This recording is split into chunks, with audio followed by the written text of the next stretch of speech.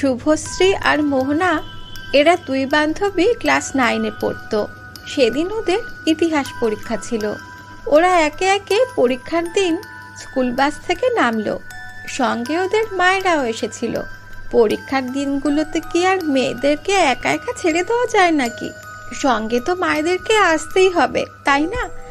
এই কারণে ওদের দুজনের মাই বাড়িতে ভোরবেলা উঠে সমস্ত কাজকর্ম সেরে নিয়ে মেয়ের সাথে বাসে করে রওনা হয়ে যায় স্কুলের উদ্দেশ্যে।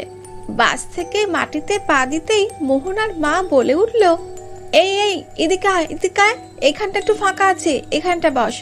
আমি তো ঘর থেকে তোর জন্য ব্যাগে করে পেপার নিয়ে এসেছি, এটা পেতে দিচ্ছি, তুই এখানে এসে বস।